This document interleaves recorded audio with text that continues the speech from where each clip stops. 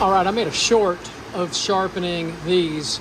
I'm going to make a long form video and narrate through sharpening the pinking shears for this nice lady who found me here on YouTube in Arkansas and mailed them to me. So the first thing we're going to do is test them again. And I tested them before, and they're just not cutting super crisp. So we're going to try to make them a little sharper for you. So a lot of people don't understand how to sharpen pinking shears. This is the surface that needs to be sharpened. That's the cutting edge. Each one of these teeth is the cutting edge. So you got to be able to basically sharpen across the top, not in between the teeth, like some people think. Some sharpeners think that. They haven't done their homework.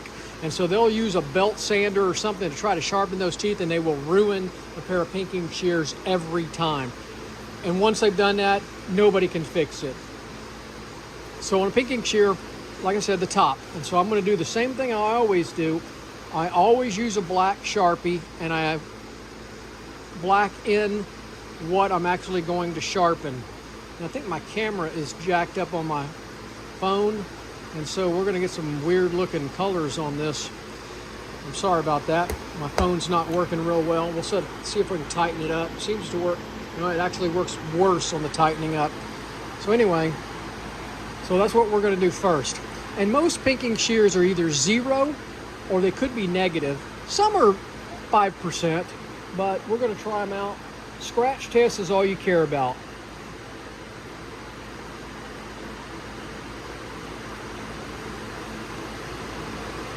And when I lock it into the clamp, I go all the way up to the edge. I don't know if y'all can see that or not. So I'm going to start about 0, do my first scratch test. And I'm a little bit too far back, so it's not 0. It's probably about 5 degrees. And it is. It is 5 degrees on the dot. You want to make sure you lock that in, because the other blade has got to be exactly the same. So we're going to do our first pass.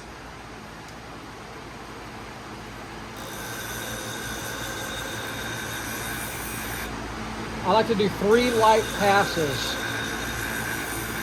I'm using a 240 grit diamond stone from Continental Diamond Tools. And you can see I got it set perfect.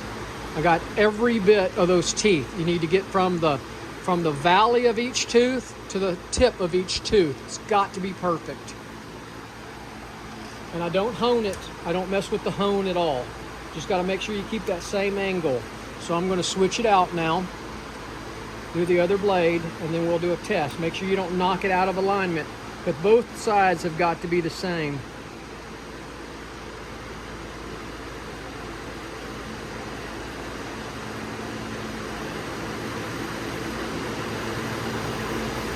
And I am going to do a scratch test just to be sure I got the right angle. And I don't. That's what's odd about. Oh, I fell out of place. That's why. I can tell my angle moves. So I'm going to go back down to 5 degrees. Do another scratch test. Sometimes these clamps do not hit perfectly, so you better be careful. That's still not right. But just do your scratch test.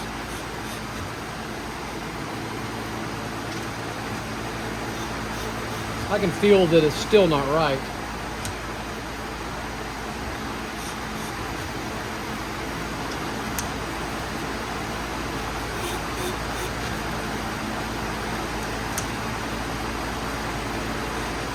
That's right.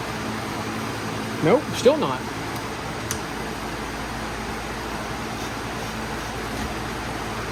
That's good. So I'm at each side there. And this is going to be a horrible looking video because my camera's going out.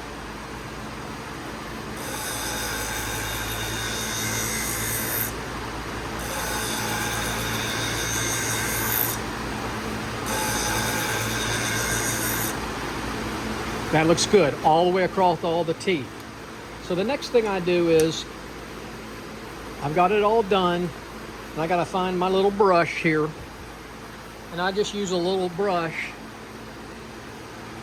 and gently remove if there's any burr whatsoever. Boy, that camera is messing up. Sorry about that, guys. Looks like I'm gonna have to order me a new iPhone. Okay.